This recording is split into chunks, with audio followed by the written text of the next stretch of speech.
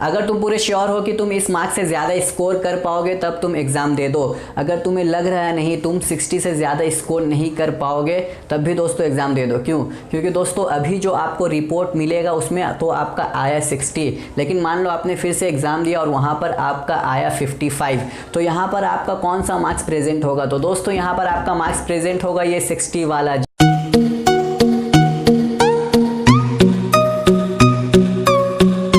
है दोस्तों, I am Hanun Rashid, welcome back to our channel. जी हाँ, आपने थंबनेल में बिल्कुल सही देखा। इस वीडियो में हम बात करेंगे दोस्तों कि आपके जो एचएस के रिमेनिंग एग्जाम्स है जिसमें आपको मार्क्स मिलेंगे ऑन द बेसिस ऑफ जिसमें आप सबसे हाईएस्ट स्कोर करेंगे, यानी कि जिस सब्जेक्ट में जो सब्जेक्ट आपने एग्ज़ाम दे दिया है उसमें आप जिसमें हाईएस्ट स्कोर करेंगे वो आपके रिमेनिंग्स पेपर में बैठ जाएगा।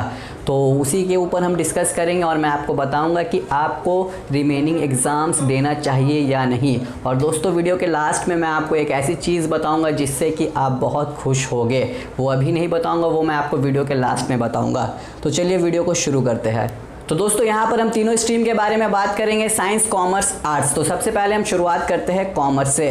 तो दोस्तों कॉमर्स स्ट्रीम में बहुत सारे स्टूडेंट्स का 2 एग्ज़ाम बाकी था, बहुत सारे का 3। तो 2 जो मेन सब्जेक्ट बाकी था वो था अकाउंट्स और इकोनॉमिक्स। तो दोस्तों इन दोनों में आपको मार्क्स दिए जाएंगे जो एग्ज़ाम आपने दे दिया उसके बेसिस पर, जिसमें हाईएस्ट आएगा वही मार्क्स यहाँ दिया जाएगा। तो अब हम यहाँ बात करते हैं कि आपको इन दोनों का एग्ज़ाम फिर से देना चाहिए या नहीं।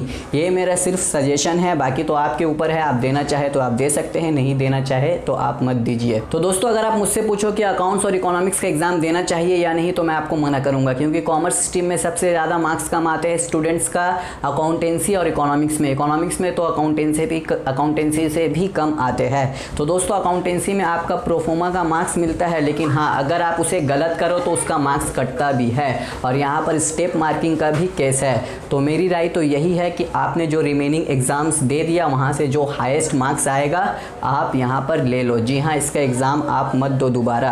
आप दे भी सकते हो, मैं आपको एक एडवांटेज बताऊँगा, अभी नहीं वीडियो के लास्ट में। तो बाकी तो तुम्हारे ऊपर है, अगर तुम्हें देना है तो दो, नहीं देना है तो मत। मेरी राय तो यही है कि अगर अच्छा मार्क्स आ गया, टोटल 85 या 90 आ गया तो छोड़ दो, मत दो। अब दोस्तों हम बात करते हैं साइंस स्ट्रीम के बारे में। जी हाँ, साइंस स्ट्रीम के फिज़िक्स और केमिस्ट्री का एग्ज़ाम बाकी था। साइंस वालों का मैथ्स और बायोलॉजी का एग्ज़ाम हो गया। तो दोस्तों यहाँ पर मैं आपसे कहूँगा कि आप फिज़िक्स और केमिस्ट्री का एग्ज़ाम दे दो, और देने से कोई प्रॉब्लम भी नहीं है, वो मैं आपको वीडियो के एंड में बताऊँगा, मैं आपको बताते आ रहा हूँ। तो दोस्तों फिज़िक्स और केमिस्ट्री का एग्ज़ाम क्यों आपको देना चाहिए? क्योंकि जो साइंस स्ट्रीम से है वो पूरे साल हिंदी और इंग्लिश में ध्यान नहीं देते हैं। जी हाँ, लास्ट के 1 महीना या 2 महीना पहले उन्होंने पढ़ लिया तो पढ़ लिया, वरना वो नहीं पढ़ते हैं। हिंदी, इंग्लिश या बंगाली जो भी हो, वो सबसे ज़्यादा ध्यान देते हैं फिज़िक्स में। जी हाँ, मोस्ट इम्पॉर्टेंट सब्जेक्ट। तो तुमने पूरा साल इस सब्जेक्ट को पढ़ा है तो तुम्हें एग्ज़ाम देने का मन होगा ज़रूर। अगर मन नहीं है तब भी तुम दे सकते हो, क्योंकि बहुत ही इम्पॉर्टेंट सब्जेक्ट है। अगर तुम्हें साइंस को लेकर कंटिन्यू करना है तो बायोलॉजी, फिज़िक्स, केमिस्ट्री ये आगे बहुत काम आएगा। तो यस, फिज़िक्स का एग्ज़ाम दे दो, कोई प्रॉब्लम नहीं है। और केमिस्ट्री का भी तुम दे सकते हो। और हाँ, फिज़िक्स, केमिस्ट्री इन दोनों में से तुम एक सब्जेक्ट का भी एग्ज़ाम दे सकते हो। अगर तुम्हारा 3 एग्ज़ाम बाकी है तो ऐसा नहीं है कि तुम्हें तीनों का देना होगा, ये तुम्हारे ऊपर डिपेंड करता है, तुम एक का भी दे सकते हो। तो देखो, अगर तुम सेटिस्फाई नहीं होते हो तो दे देना। तो दोस्तों अब थोड़ा सा बात कर लेते हैं आर्ट्स स्ट्रीम के बारे में। आर्ट्स स्ट्रीम में 2 जो सब्जेक्ट है, एक है ज्योग्राफी और एक है एजुकेशन। इन दोनों का एग्ज़ाम बाकी है। और दोस्तों ये दोनों का पेपर हर साल बहुत ही टफ आता है, लॉन्ग आंसर्स आते हैं। तो क्या आपको देना चाहिए? तो इन्हें भी मैं कहूँगा जी हाँ, आपको एग्ज़ाम अगर देना है तो दे दो। क्यों? क्योंकि दोस्तों बहुत सारे ऐसे स्टूडेंट्स हैं आर्ट्स में जिनका 5 एग्ज़ाम हो गया है, तो ज़रूर उसमें से एक ना एक पेपर गलत मीन्स अच्छा नहीं गया होगा रादर दैन बाकी सब्जेक्ट से।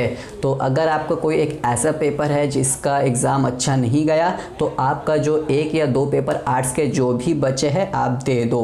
बाकी तो तुम्हारे ऊपर है, अगर तुम्हें देना है तो दो, नहीं देना है तो मत दो। तो दोस्तों अब हम बात करेंगे एक डिसएडवांटेज और एक एडवांटेज के बारे में। तो पहले हम बात करेंगे डिसएडवांटेज के बारे में।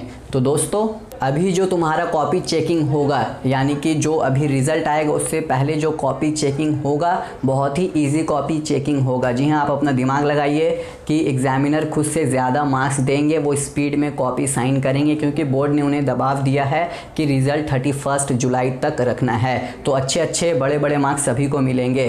लेकिन अगर तुम एग्ज़ाम देते हो दोबारा, यानी कि अगर तुम कोई सब्जेक्ट से सेटिस्फाई नहीं होते हो और फिर से एग्ज़ाम देते हो, तो क्या दोस्तों उस वक्त ऐसे कॉपी चेकिंग होगा? जी नहीं, बिल्कुल भी नहीं। उस वक्त बहुत ही स्क्रूनिटी, यानी कि बहुत ही बारीकी से आपका कॉपी चेकिंग होगा, क्योंकि ज़्यादा कॉपी नहीं होगा और एग्जामिनर भी डिप्रेस्ड होंगे। वो सोचेंगे दोबारा कॉपी चेकिंग करने पड़ रहा है, तो हाँ, वहाँ पर आपको कम मार्क्स मिलेगा। तो ये तो हो गया डिसएडवांटेज का बात। अब दोस्तों मैं आपको एक एडवांटेज बताऊंगा जिससे कि ये डिसएडवांटेज मिट जाएगा। तो चलिए जानते हैं।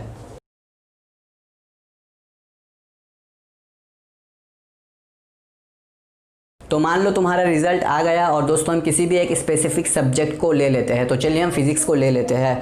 तो तुमने जो एग्ज़ाम दिया था और जिसमें हाईएस्ट मार्क्स आया था वो मार्क्स तुम्हारा फिज़िक्स में डाल दिया गया। मान लो तुम्हारा फिज़िक्स में आया 60, यानी कि 80 में 60 आया, और अब तुम अनसेटिस्फाई हो, यानी कि तुम सेटिस्फाई नहीं हो। तो अब तुम सोचोगे कि एग्ज़ाम दूँ या नहीं। अगर मैं एग्ज़ाम दूँगा, मेरा 60 से फिर कम आ गया तो क्या होगा? तो दोस्तों ऐसे हालत में आप एग्ज़ाम दे दो। अगर तुम पूरे श्योर हो कि तुम इस मार्क्स से ज़्यादा स्कोर कर पाओगे तब तुम एग्ज़ाम दे दो।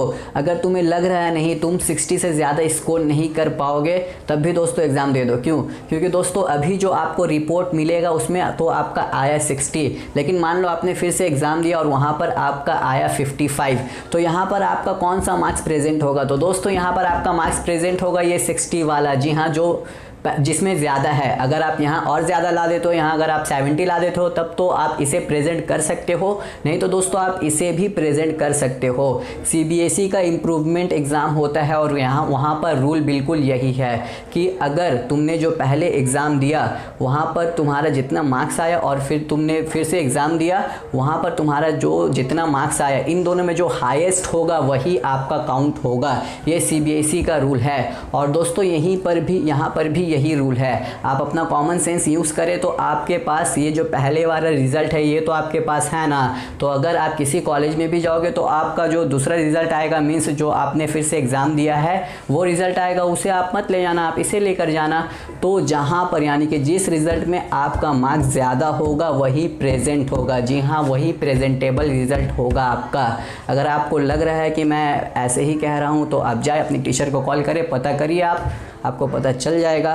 तो दोस्तों यही बात था जो आपको बताना था। तो अगर तुम्हें लगता है कि तुम किसी भी सब्जेक्ट के मार्क्स से सेटिस्फाई नहीं हो तो जाओ और बिंदास एग्ज़ाम दो। अगर कम मार्क्स भी आ गया तो कोई बात नहीं, जिस रिज़ल्ट में ज़्यादा मार्क्स होगा वही प्रेजेंटेबल होगा। तो दोस्तों बस यहीं पर इस वीडियो को हम एंड करेंगे। मुझे उम्मीद है कि आपको ये वीडियो पसंद आया होगा। तो मिलेंगे आपसे अगले वीडियो के साथ। Till then be gentle, be kind, be smart, take care.